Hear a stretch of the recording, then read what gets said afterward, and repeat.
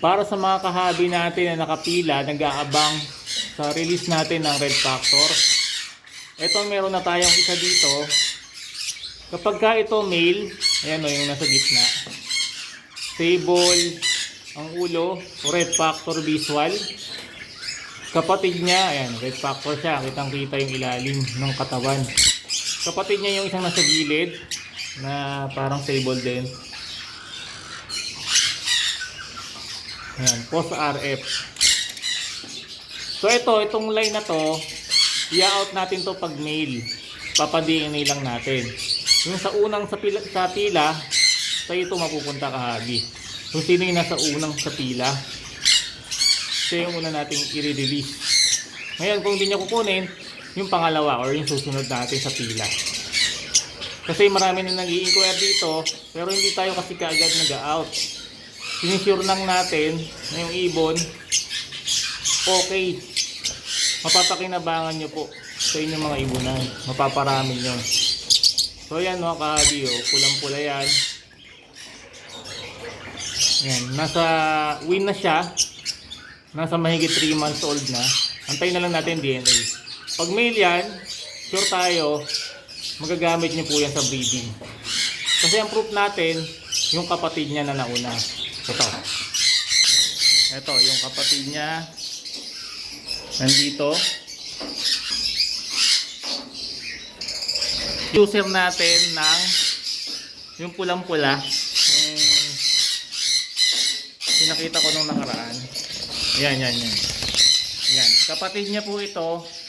Same parent. Ito yung unang clutch. Nauna sa kanya. Kaya sure ako, second generation sila sa Red Factor. Kasi siyempre yung parent nila, first generation, second generation sila. So yung second generation natin, sure na tayo magagamit sa breeding yung male. Male pa lang ha, wala pa tayong proven sa female. Kaya male pa lang yung i-release natin. Ayan, may product na dito yan, no? Yung pinakita ko sa inyo, ayan, no?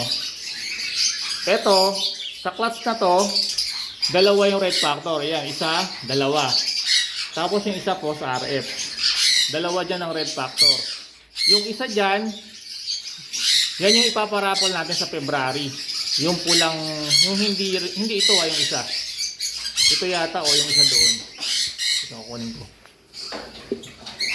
Na makita nyo. Na Red Factor din. Ito yata.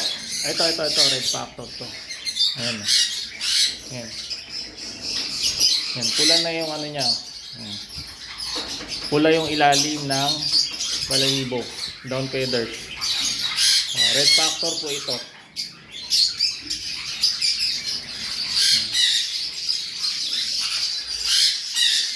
Oop. Ayan mga kahabi, para mas maliwanag. Yan. Pula yung ilalim ng katawan. Red Factor po yan. Ito yung una nating ipaparapol sa February.